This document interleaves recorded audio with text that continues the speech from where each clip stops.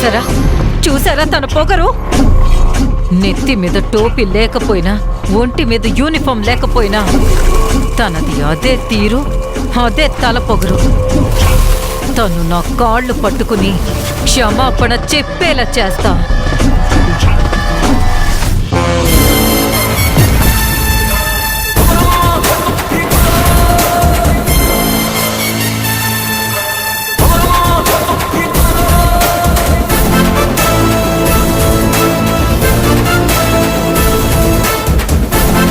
అయ్యో రాజేశ్వరి గారు, మీ చెప్పు తెగిపోయింది. ఇప్పుడు ఎలాగండి? మీ పని మనిషి కాని పని మనిషి పేరు అన్నపూర్ణ కదూ?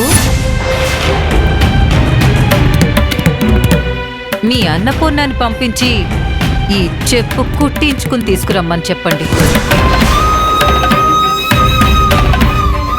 నీ చెప్పిన దాంట్లో తప్పే ఉంది అన్నపూర్ణ.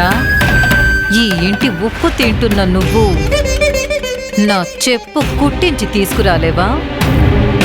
అయినా ఇప్పుడిక్కడ నీకు పని కూడా ఏం లేదు కదా. తినడం కూర్చోవడమేగా ఆవిడ చేస్తున్న పని. అన్నపూర్ణ, రాజేశ్వరి గారి చెప్పు తెగిపోయింది, చూసావు కదా. మన సందు చివర్లో చెప్పులు కుట్టేతనుంటాడు, అక్కడికి వెళ్ళి కుట్టించి తీసుకురా.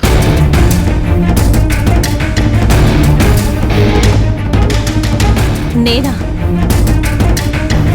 నేను చెప్పులు కుట్టించుకుని రావాలా మరేమగారు? మనిషిని హత్య చేయమన్నట్టు రియాక్షన్ ఏంటి? తెగిన చెప్పు వేసుకుని రాజేశ్వరి గారు ఎలా వెళ్తారు చెప్పు? వెళ్ళు, త్వరగా కుట్టించి తీసుకురా. అల్లుడు ఇంటి మీద పడి తింటున్నావు. ఊరికే తినడం ఇష్టం లేక ఇంటి పనో వంట పనో ఏదో ఒక పని చేస్తున్నావు కదా. ఇది కూడా అలాంటిదే అనుకుని వెళ్ళి కుట్టించి తీసుకురా. పరాయి వాళ్ళ చెప్పు తీసుకెళ్లి కుట్టించుకురావడం ఏంటా అని ఫీల్ అవుతున్నట్టుంది మనమ్మగారు. అవునా అన్నపూర్ణ?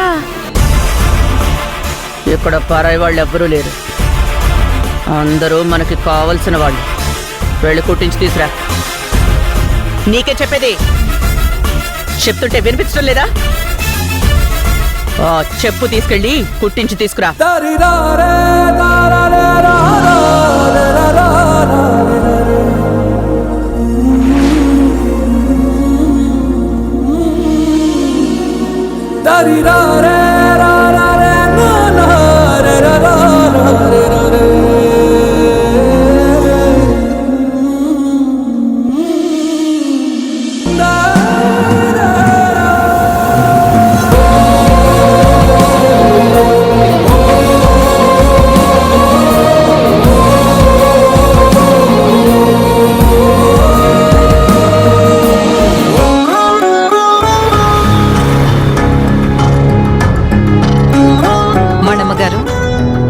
దుర్యోధనుడికి కర్ణుడు ఎలాగో మీరు నాకు అలాగే.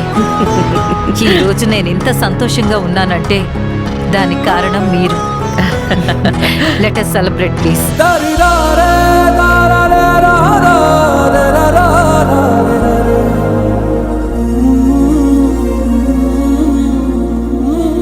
అమ్మా, ఏమైందమ్మా?